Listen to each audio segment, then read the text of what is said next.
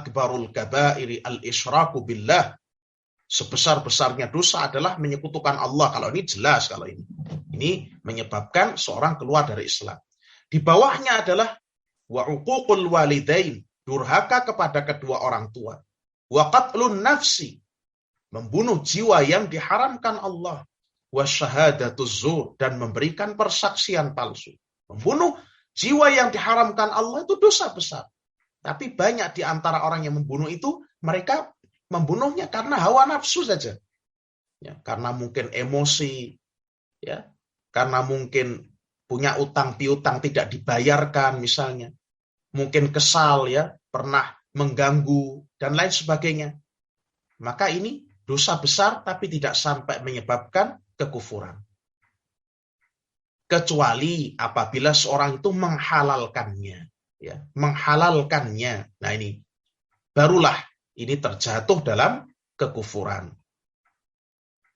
Ya. Barakallahu fikum. Sehingga Bapak Ibu sekalian, dulu pernah ada heboh di Yogyakarta ini, di salah satu kampus Islam, ya, berlabel Islam, yang salah satu mahasiswa S3 di sana bernama Abdul Aziz mengeluarkan disertasi yang menghalalkan zina. Ya, menghalalkan perbuatan zina. Dia namakan dengan konsep milkul yamin. Kemudian ini menuai banyak kritikan, banyak sekali protes dari kalangan kaum muslimin, di kalangan ahlul ilmi maupun orang-orang awamnya. Nah, antara orang yang berzina, misalnya wanita pezina, atau orang-orang yang berbuat zina, ya, di luar pernikahan yang sah, dengan orang seperti ini yang mungkin tidak berzina tapi menghalalkan zina, itu beda. Orang yang berzina, itu dia masih dalam cakupan kaum muslimin.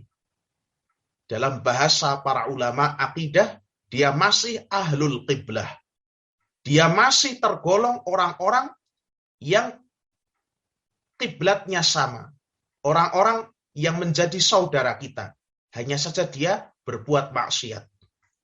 Orang yang meninggal dunia dalam keadaan dia berzina misalnya. Dia masih berzina. Ya. Dia belum bertaubat. Tapi zahirnya dia adalah seorang muslim. Dia masih menunaikan salat. Dia tidak berbuat kesyirikan. Ya. Dia tidak menunjukkan perbuatan-perbuatan kekufuran. Maka jenazahnya tetap wajib disolatkan. Dengan hukum fardu kifayah. Wajib dikafani. Wajib dimandikan. Wajib diantarkan. Ya. Fardu kifayah. Kalau ada beberapa orang yang menunaikannya, maka gugur dari yang lainnya. Dan yang selainnya pun boleh untuk mensalatkan, mendoakan, ya, tetap disyariatkan, mendoakan, mensalatkan, kemudian juga mengurusi jenazahnya dengan sebaik-baiknya dan lain sebagainya. Adapun orang yang menghalalkan perbuatan zina, maka dia ini bukan lagi termasuk di dalam cakupan ahlul Islam. Meskipun dia sendiri tidak melakukan zina, tapi menghalalkannya. Ya. Coba ya, bandingkan ya dua ini bisa untuk jadi contoh. Ini sama sebenarnya kasusnya, hampir sama, mirip dengan berhukum dengan selain hukum Allah. Kadang-kadang ada orang hakim atau petinggi, pejabat, dia menghalalkan untuk diedarkannya khamr, dijualnya narkoba, ya, adanya praktek-praktek kecurangan, ya, dilegalkannya prostitusi, dibangunnya di situ suatu tempat prostitusi dilegalkan misalnya. Karena ada riswah. Riswah itu suap. Ya, dia mengambil harta suap. Ya. Karena hawa nafsunya, bukan karena dia menghalalkannya. Bukan karena dia menganggap bahwa aturan Al-Quran dan Sunnah tentang larangan zina itu sudah kuno. Bukan. Tapi dia memang ingin uangnya saja. Ya. Atau dia berada dalam tekanan, ya, tekanan perusahaan-perusahaan atau pengusaha-pengusaha besar yang mempunyai jejaring di mana-mana, ya, sistem-sistem oligarki, ya, maka yang seperti ini itu tidak dihukumi kufur, karena ini berdasar hawa nafsunya, tidak karena menghalalkan, tidak karena dia menganggap bahwa hukum selain hukum Allah itu lebih baik, tidak karena dia menganggap hukum selain hukum Allah itu setara. Ya sama dengan orang berbuat maksiat tadi. Ada orang berzina, ada orang membunuh, ada orang misalnya dosa yang lain, memakan harta anak yatim. Tapi dia tidak menghalalkan. Ya, dia bukan orang yang menghalalkannya, dia tahu perbuatannya itu salah. Dia tahu dalam Al-Qur'an, ya betul itu dalam Quran itu dilarang, tidak boleh. Tapi dia melakukan hal itu ya karena hawa nafsunya. Maka yang seperti ini adalah termasuk kategori orang yang bermaksiat, asin, orang yang bermaksiat, berdosa besar, akan tetapi tidak tergolong orang yang kufur. Adapun orang yang menghalalkan, ya, menghalalkan zina, menghalalkan membunuh orang, ya, menghalalkan minum khamar. Oh, khamar itu boleh, katanya begitu. Ya, itu kan kalau di Al-Quran dilarang kan karena di Arab. Kalau di Arab itu hawanya panas, kalau minum khamar tambah panas. Tapi kalau hawanya seperti di Jepang, di Rusia, minum khamar biar anget, katanya begitu. Ini menghalalkan.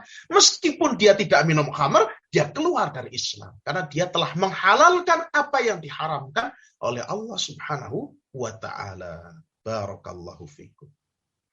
Ini ya, jadi jangan terjerumus dalam pemikiran-pemikiran orang-orang teroris Khawarij yang mudah sekali mereka mengkafirkan sesama muslim, ya, karena mereka tidak memperhatikan rincian-rincian seperti ini. Qala ta'ala, dalilnya adalah firman Allah Subhanahu wa ta'ala, wa man lam yahkum bima anzalallahu faulaika humul kafirun. Barang siapa yang tidak berhukum dengan apa-apa yang diturunkan oleh Allah, faulaika humul kafirun. Maka mereka itu adalah orang-orang yang kafir. Surat Al-Maidah ayat 44. Wa qala sallallahu alaihi wasallam, dan telah bersabda Rasulullah sallallahu alaihi wasallam, wa ma lam tahkum a'immatuhum bi kitabillah, dan ketika para pemimpin mereka tidak mau berhukum dengan kitab Allah, wa yatakhayyaru mimma anzalallah, dan tidak mau, ya, memilih apa-apa yang diturunkan oleh Allah Subhanahu wa ta'ala, ya, illa ja'alallahu ba'sahum bainahum, melainkan Allah Subhanahu wa ta'ala akan menjadikan permusuhan, persengketaan di antara mereka. Hasan rawahu Ibnu Majah wa ghairuhu. Hadis ini hadis yang hasan, diriwayatkan oleh Al-Imam Ibnu Majah dan selainnya. Ini ya, tentang persoalan berhukum dengan selain hukum Allah. Persoalan nomor ke-32. Kaifa naruddu su'ala syaitani man khalaqallah. Bagaimana kita menepis, menolak was-was yang diberikan syaitan. Was-was yang disusupkan oleh syaitan mengenai pertanyaan man khalaqallah. Siapa yang menciptakan Allah? Ya.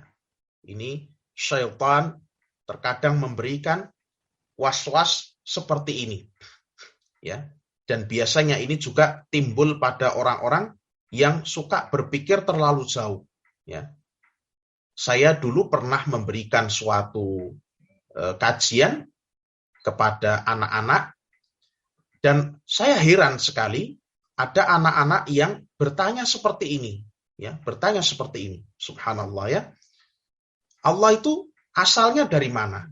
Ya, seperti itu. Ini anak-anak yang dulu ketika kita, ya, masih kanak-kanak pun mungkin belum timbul pertanyaan-pertanyaan seperti ini. Tapi anak-anak zaman sekarang, anak-anak yang mereka itu mungkin dari pengaruh lingkungan, dari pengaruh-pengaruh media-media elektronik, ya, dari pengaruh internet dan lain sebagainya, buku-buku yang mereka baca misalnya, Mereka bertanya terlalu jauh. Ya. Siapa yang menciptakan Allah? Dari mana asalnya Allah? Ya.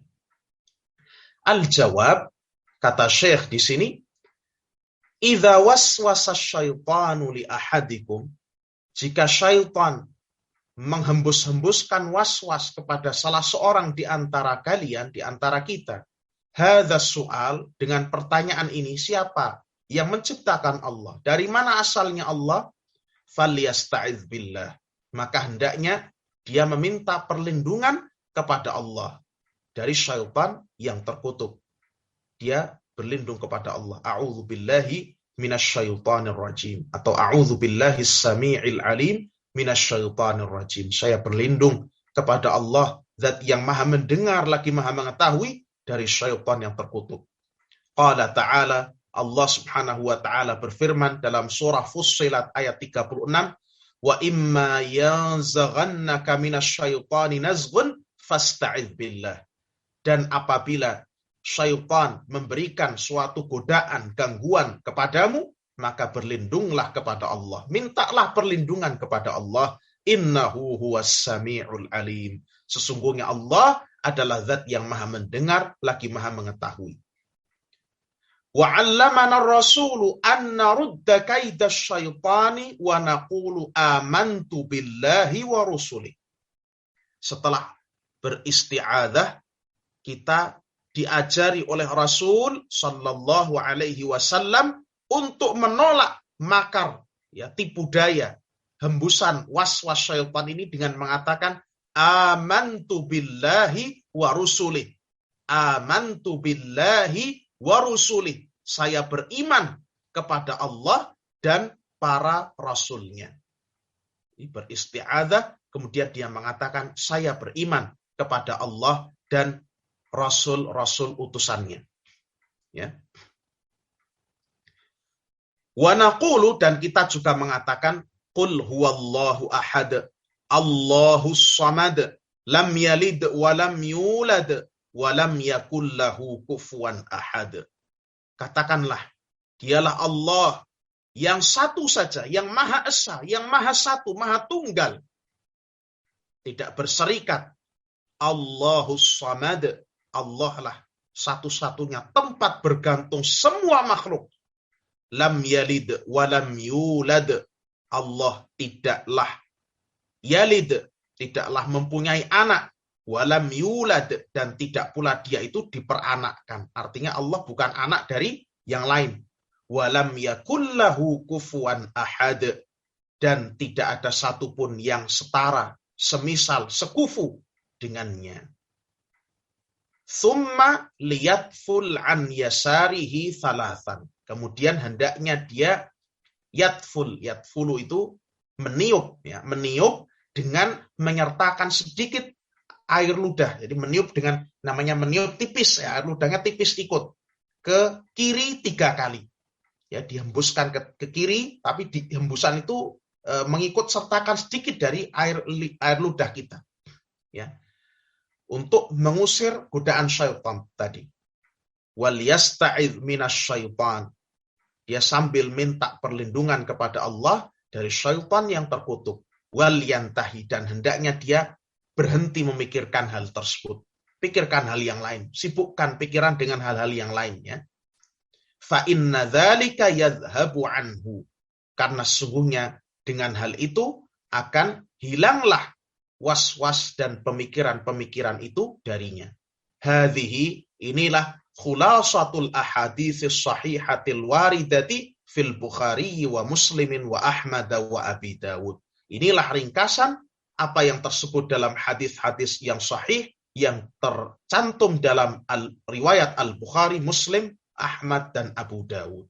Ya, minta perlindungan pada Allah dari syaitan, berta'awudz, a'udzubillahi minasyaitonir rajim, kemudian meniup dengan disertai ludah tipis ke kiri 3 kali, kemudian mengatakan amantu billahi wa rusuli, saya beriman pada Allah dan rasul-rasulnya, kemudian mengatakan qul huwallahu ahad, Allahus samad, lam yalid wa lam yulad wa lam yakul lahu kufuwan ahad.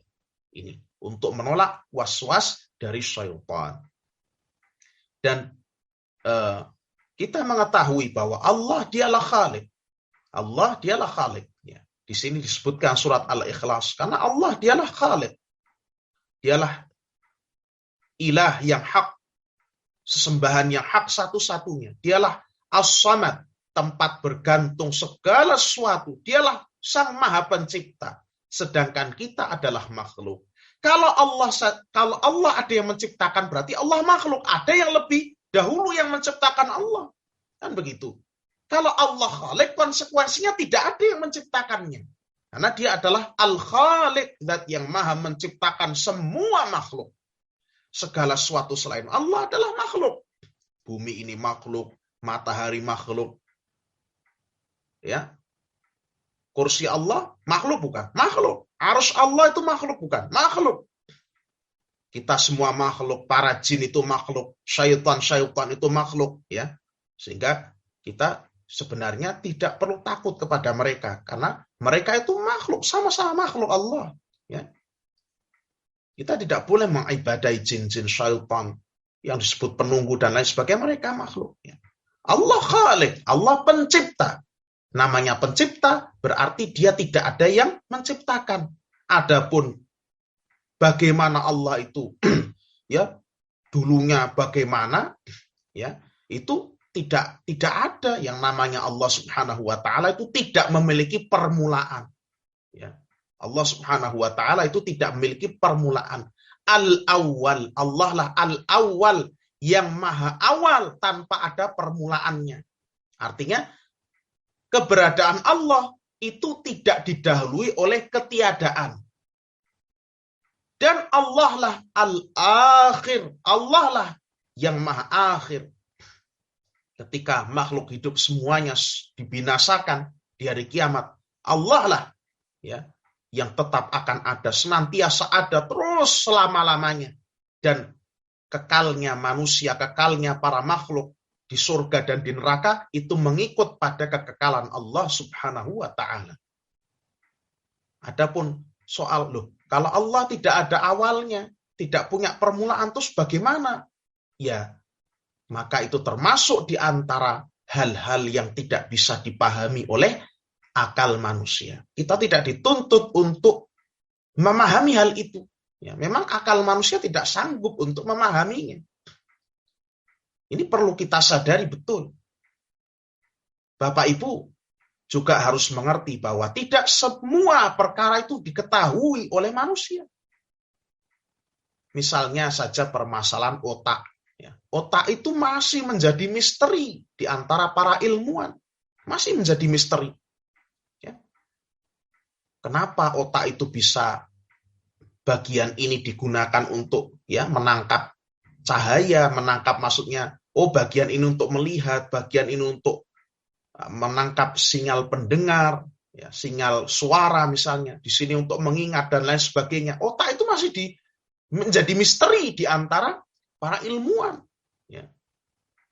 Apa ini yang kalau kita bedah di dalamnya juga tidak ada apa-apanya, tapi di sana bisa mengingat memori-memori yang sangat banyak. Ya. Subhanallah. Masih menjadi misteri di antara para ilmuwan. Demikian pula ruh, ya. Manusia ini kan banyak orang-orang yang meninggal dunia dalam keadaan tubuhnya itu masih bagus. Kerja-kerja anggota-anggota badannya, organ-organnya itu masih bagus, tidak ada yang rusak, meninggal ya. Meninggal mungkin dengan mendadak ya. Tapi kalau misalnya kita infus dengan zat makanan berapapun banyaknya, kok juga tidak gerak-gerak orang yang meninggal itu. Padahal organ-organ tubuhnya masih bagus, matanya masih bagus, ya, otaknya masih bagus, paru-parunya bagus. Ya. Tapi namanya orang meninggal, ya, meskipun dikasih nutrisi sebanyak-banyaknya, dipacu dengan listrik itu, tetap tidak bangun-bangun juga. Ya, artinya kan ada ruh. Ada sesuatu yang menggerakkan jasad manusia itu, yaitu ruh. Tapi ruh itu seperti apa? Orang-orang kesehatan tidak bisa paham tentang hal ini. Ruh itu seperti apa? Di mana dia menempati tubuh, di bagian mana? Ya. Tidak ada yang paham. Itu saja makhluk. Allah katakan, Qulir ruhu min amri rabbi. Katakanlah wahai Muhammad bahwa ruh itu termasuk di antara urusan Rabbku. Wa ma utitum minal ilmi illa qalila. Kalian tidak diberikan ilmu mengenai ruh itu kecuali sedikit sekali. Apalagi mengenai zat Allah Subhanahu wa taala. Maka ya kita ketika diberikan was-was seperti ini, kita melakukan sebagaimana terapi yang disebutkan Nabi Shallallahu Alaihi Wasallam. Ya. Dan ini memang betul-betul membuat saya heran ketika ada seorang anak kecil. Seharusnya anak kecil itu biasanya belum sampai sejauh ini, tapi di masa ini ya saya pernah menemukan mungkin sekitar 3 tahun yang lalu atau 4 tahun yang lalu itu menemukan anak kecil yang bertanya seperti ini. Allah itu asalnya dari mana? Saya kaget ya. Mungkin saking pengaruh dari kawan-kawan, pengaruh dari media-media internet dan lain sebagainya. Nas'alullah as-salamah. Pertanyaan nomor 33. Hal yusabbibu syirkul akbarul khuluda finnar? Apakah syirik akbar itu menyebabkan kekekalan seseorang, ya, menyebabkan kekalnya pelakunya di neraka? Al-jawab, jawabannya, asyirkul akbar yusabbibul khuluda finnar. Syirik akbar, syirik yang besar, ya, itu menyebabkan pelakunya kekal di dalam neraka. Yakni idza lam yatub minhu fa'iluhu qabla al-maut. Yakni yang dimaksud adalah jika pelakunya belum bertaubat dari perbuatan syirik akbar ini sampai dia meninggal. Ya, sebelum meninggal belum sempat bertaubat, belum bertaubat kepada Allah, maka syirik akbar itu akan membuatnya kekal di dalam neraka, tidak akan pernah keluar darinya. Qala Allah Ta'ala, Allah Subhanahu wa Ta'ala berfirman, innahu may yushrik billahi faqad harramallahu alaihi al-jannata wa ma'wahu an-nar wa ma lidh-dhalimina min ansar. Sesungguhnya orang yang menyekutukan Allah, maka Allah mengharamkan atasnya surga, dan tempat kembalinya ialah neraka. Dan orang-orang yang zalim itu tidaklah memiliki penolong barang seorang pun juga.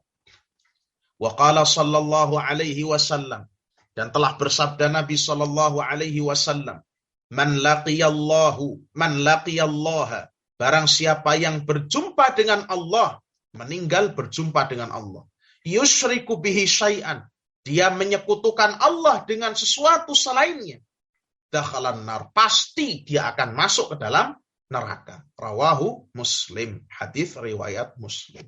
Sehingga ini kita wajib berhati-hati dari perbuatan syirik akbar ini. Ya, melakukan sihir, beribadah kepada selain Allah, memuja ya pohon-pohon, pusaka-pusaka dan lain sebagainya, ya, menyembelih untuk selain Allah, berdoa kepada selain Allah, meminta pertolongan kepada orang-orang yang telah meninggal dunia. Ini bentuk-bentuk syirik akbar, bentuk-bentuk kesyirikan besar, peribadatan kepada selain Allah yang menyebabkan pelakunya kekal di dalam neraka apabila dia belum bertaubat sebelum kematiannya. Wal'iyadzubillah. Nas'alullaha as-salamah. Semoga Allah melindungi kita, memberikan kita keselamatan dari perbuatan-perbuatan kesyirikan ini. Soal yang terakhir di bab ini, dan juga pada pertemuan kali ini, nomor 34. Hal yanfa'ul amalu ma'asyirk. Apakah amalan-amalan yang dikerjakan seseorang, apakah amal-amal ibadah, amal-amal kebaikan seseorang itu bermanfaat bersamaan dengan kesyirikan? Artinya begini, apakah seseorang yang melakukan kesyirikan besar, ya, syirik akbar, yang isinya mencakup segala bentuk-bentuk peribadatan kepada selain Allah, apakah amalannya itu bermanfaat baginya? Al-jawab, jawabannya, la yanfa'ul amalu ma'asyirki. tidaklah bermanfaat, tidaklah berguna, tidaklah teranggap, tidaklah dihitung, tidaklah diterima semua amalan-amalan seseorang jika dia melakukan kesyirikan besar. Coba bayangkan ini. Ini hak ini dalam Al-Qur'an ya. Seseorang tidak akan bermanfaat sama sekali amalannya apapun, amalan ibadahnya, min salatin dari salatnya, au siyamin atau puasanya, au zakatin atau zakatnya, au hajjin hajinya, au umratin atau umrahnya, au sadaqatin atau sedekahnya, wa ghairi dzalika dan selain itu. Tidak akan bermanfaat. Meskipun dia sholat 5 waktu, dia sholat sunnah sebanyak-banyaknya, dia sholat malam, dia haji, dia zakat, dia sedekah, dan seterusnya. Bersamaan dengan itu, dia melakukan kesyirikan dengan kesyirikan besar. Ingat nih, kesyirikan besar. Tadi, menyembelih untuk selain Allah. Orangnya taat, sholatnya rajin, kenceng sholatnya, 5 waktu sholat. Tapi ketika mau bangun rumah, carikan ayam sembelih untuk penghuni daerah situ. Orangnya sholatnya rajin, puasanya tidak pernah bolong-bolong. Tapi misalnya seorang itu belajar atau pakai ilmu sihir, pakai pesugihan, datang ke dukun, barangnya hilang, datang ke dukun. Ya, nanti mau misalnya istrinya hamil, datang ke dukun. Ya, dan lain sebagainya. Orang berhaji sudah sampai jadi Pak Haji, Bu Haji, Bu Hajah. Ya.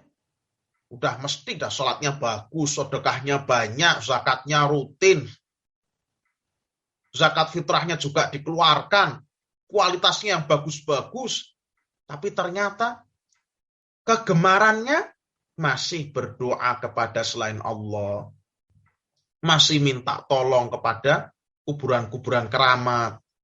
Ya. Masih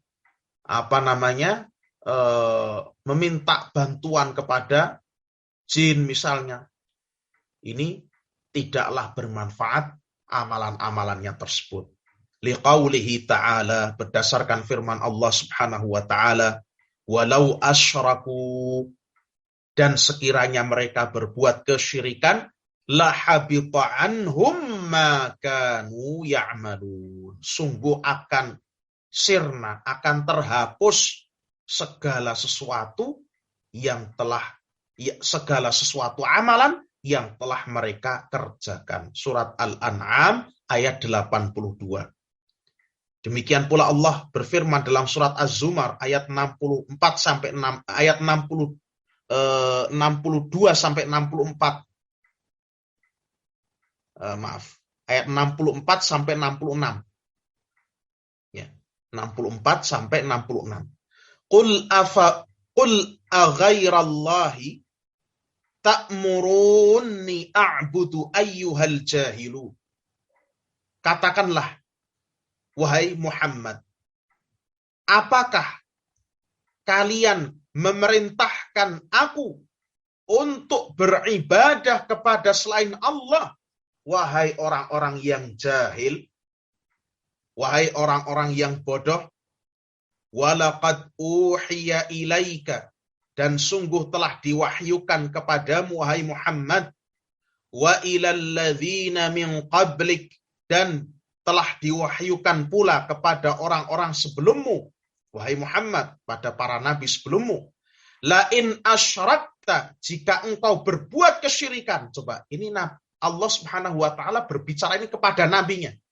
La in asyrakta, jika engkau berbuat kesyirikan. Apalagi kita, Nabi tidak mungkin berbuat syirik, beliau maksum. Apalagi kita, ini lebih mengarah kepada kita. La in asyrakta, jika engkau berbuat kesyirikan, la yahbatanna amaluk, niscaya betul-betul akan terhapus, akan hilang semua amalan-amalanmu, wala takunanna minal khasirin, dan sungguh kelak engkau akan termasuk orang-orang yang rugi. Balillaha fa'bud wa kum minasyakirin. Bahkan kepada Allah sajalah kamu harus beribadah, dan jadilah engkau termasuk orang-orang yang bersyukur kepadanya. Dan Allah Subhanahu wa taala juga berfirman dalam surat At-Taubah ayat 54. Wa ma mana'hum an tuqbala minhum nafaqatuhum illa annahum kafaru billahi wa birasulih. Dan tidak ada yang menghalangi diterimanya dari mereka sedekah-sedekah mereka kecuali karena mereka itu kufur kepada Allah dan kepada Rasulnya. Wa qala sallallahu alaihi wasallam, dan Nabi sallallahu alaihi wasallam telah bersabda, ini hadis qudsi ya. Qala Allah tabaraka wa ta'ala, Allah subhanahu wa ta'ala berfirman, ana aghnas syuraka'i 'anis syirk. Aku, Allah, adalah zat yang maha kaya, zat yang tidak butuh kepada sekutu. Man amila amalan, barang siapa yang beramal dengan suatu amalan, asyraka ma'iya fihi ghairi, yang mana dia berbuat syirik, menyekutukan aku di dalam amalan itu dengan selain aku, taraktuhu wa syirkahu, aku tinggalkan dia dan sekutunya. Rawahu Muslim. Hadis ini diriwayatkan oleh Imam Muslim. Dari sini kita mengetahui, Bapak Ibu sekalian, ya, ini yang terakhir ya. Dari sini kita mengetahui betapa pentingnya tauhid itu. Betapa pentingnya kita belajar ilmu tauhid. Belajar apa itu ya tauhid, apa saja yang membatalkannya, bentuk-bentuk kesyirikan itu apa saja, bagaimana merealisasikan tauhid, sangat-sangat penting. Dan penting juga untuk mengajarkannya sebelum segala sesuatunya. Inilah perkara yang paling penting. Kenapa?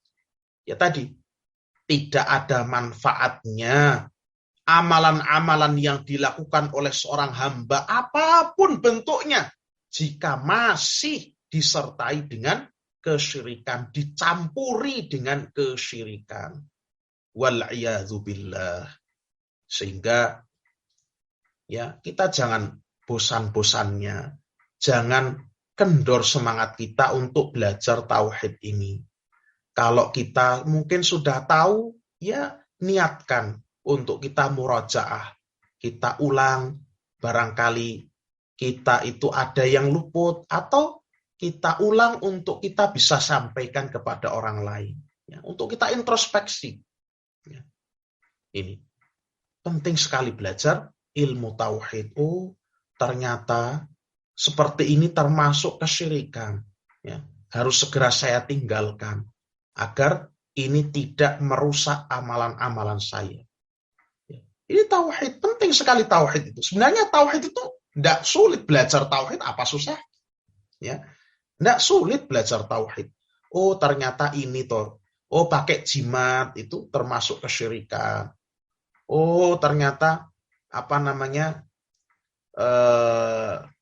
Apa misalnya? Datang ke kuburan, kemudian apa di sana bernazar, ya, memberikan nazar ke makam yang ada di Gunung Kawi misalnya, dan lain sebagainya. Oh, ternyata itu bentuk-bentuk kesyirikan. Oh, ternyata kalau ada barang hilang, kemudian seorang tanya ke dukun, ya, minta apa namanya aji-aji keselamatan dari dukun. Oh, ternyata apa yang dikenal orang dengan jaran goyang dan lain sebagainya itu termasuk kesyirikan. Penting sekali hal-hal seperti ini. Ya, coba Bapak Ibu renung-renungkan. Orang-orang ada yang bahkan sampai menciptakan lagu jaran goyang, ada yang menyanyikannya. Ya Allah, subhanallah. Ini kan menyebarkan kesyirikan. Enteng saja dia melakukan hal seperti itu, padahal dia menyebarkan kesyirikan. Ya. Pentingnya belajar ilmu tauhid dan pentingnya juga mengajarkannya sebelum yang lainnya. Ini perbedaan antara kita orang-orang ahlus sunnah wal jamaah, para pengikut sunnah dan jamaah. Jamaah itu bukan Islam, jamaah. Ahlus sunnah wal jamaah itu pengikut sunnah dan orang-orang yang bersatu di atas jamaah. Jamaah itu maksudnya adalah kesatuan kaum muslimin di bawah ulil amri atau kesatuan kaum muslimin yang berpijak di atas Al-Quran dan Sunnah. Itu jamaah.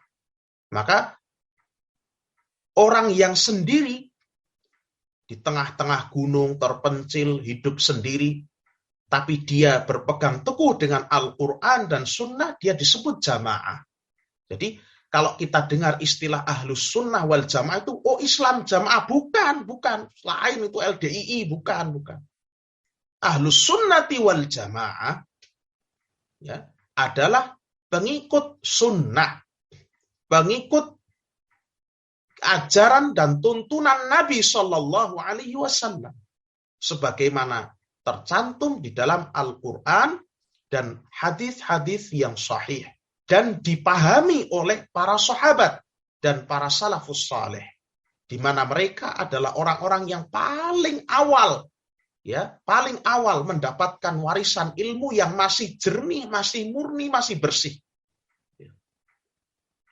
Mereka adalah orang-orang didikan langsung dari Rasulullah Shallallahu Alaihi Wasallam.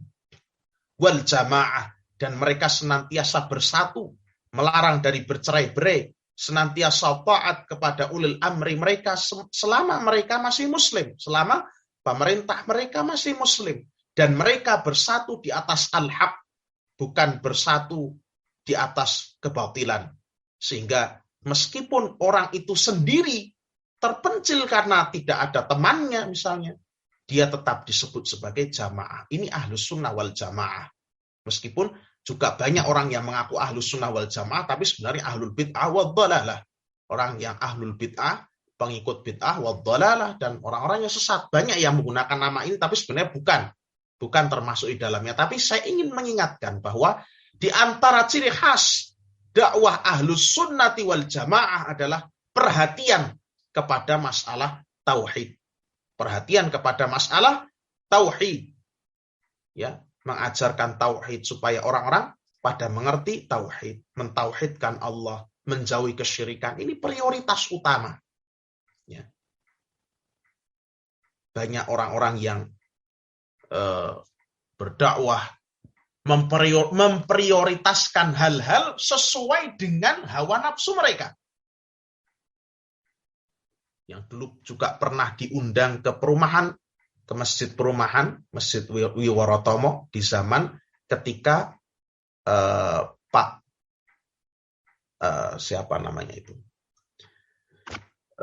rahimahullah, Pak Zainuddin Fanani, rahimahullahu ta'ala. Beliau menjabat sebagai ketua takmir. Ketika itu pernah diundang ya orang-orang Hizbut Tahrir, yang mana menurut mereka yang paling penting adalah mendirikan al-khilafah, mendirikan kekhilafahan global. Ini kalau kita tidak ada khilafah, katanya, kalau khilafah itu belum berdiri, semua muslim berdosa, katanya begitu. Semua muslim berdosa, katanya. Percuma sholatnya, percuma ininya itu, semua dosa semua. Ya, ini dakwah semaunya sendiri. Dakwah semau dia sendiri. Ya. Yang namanya al-khilafah, ya. Al-khilafah itu tidak berarti bahwa itu harus dunia secara global satu, semua negeri muslimin disatukan. Sejak terbentuknya negeri-negeri Islam lebih dari satu, ya. Para ulama telah bersepakat bahwa setiap rakyat itu wajib menaati pemimpin muslim, pemimpinnya, pemimpin negaranya. Dan itu sah hukumnya. Ada negara Saudi Arabia, ada negara Yaman, ada Indonesia, ada Malaysia, ada Qatar, ada Mesir, ada Uni Emirat misalnya, dan lain sebagainya. Ini sah hukumnya. Ijma' para ulama. Ya, tidak terus kemudian negara tidak sah kecuali sampai didirikan khilafah yang satu. Maka mereka itu, ya, corak dakwah mereka itu pokoknya intinya khilafah. Kalau tidak khilafah berdosa. Ya. Sehingga buletin-buletin yang mereka keluarkan itu sejak dahulu, ketika buletinnya masih terang-terangan, judulnya Al-Islam, buletinnya dulu, itu mereka isinya mengkritik pemerintah. Antara buletin itu dengan koran tidak ada bedanya. Antara buletin dengan koran tidak ada bedanya. Isinya mengkritik, ya, menjatuhkan wibawa dan kehormatan pemerintah muslimin. Dan juga sambil mengkritik negara-negara muslim yang lain, khususnya Arab Saudi. Karena mereka benci sekali dengan Arab Saudi. Ini mereka, dakwah mereka. Dan karena hal tersebut, orang-orang mereka justru lebih banyak tahu tentang dunia perpolitikan. Seolah mereka adalah tiap hari itu mengikuti koran dan berita. Tapi kalau tentang agama, mereka tidak tahu. Ini karena pola dakwah yang seperti ini. Adapun ahlus sunnati wal jamaah, para pengikut sunnah, maka mereka memprioritaskan, mengutamakan, menomorsatukan, membesarkan urusan dakwah kepada tauhid, kepada pengesaan Allah Subhanahu wa ta'ala. Ini adalah corak dakwah ahlus sunnah. Ya. Dan mereka mengajak agar manusia itu mengikuti sunnah Rasulullah Sallallahu Alaihi Wasallam. Ahlus sunnah tidak punya ADART, tidak punya. Tidak punya ADART, aturan-aturan, wah harus ini. Ada sumbangan sekian, itu bukan kelompok, bukan ormas, bukan kelompok. Ahlus sunnah adalah pengikut Rasulullah. Tidak ada ADART selain Al-Quran dan Sunnah. Tidak ada tokoh pendiri selain daripada Rasulullah Sallallahu Alaihi Wasallam. Tidak ada pungutan selain daripada zakat yang memang dasarnya wajib atas setiap Muslim. Tidak ada pungutan, ya. Tidak ada tokoh yang harus dipanuti selain Rasulullah. Maka prinsip Ahlus Sunnah, kalau misalnya ada seorang ulama yang keliru dalam satu pendapatnya, maka buang pendapat itu, ikuti Rasulullah. Kan begitu Imam Syafi'i, kalau pendapat saya keliru, buang tembok, ikuti hadis Rasulullah. Imam Abu Hanifah, Imam Malik, Imam Ahmad bin Hanbal, Syekhul Islam Ibnu Taimiyah, dan lain sebagainya. Ini Ahlus Sunnah. Kita wajib taat kepada ulil amri, kepada pemerintah yang sah, pemerintah muslimin. Kita tidak memberontak, tidak buat gerakan bawah tanah. Ya, kita menjaga, ya, persatuan umat Islam di atas sunnah.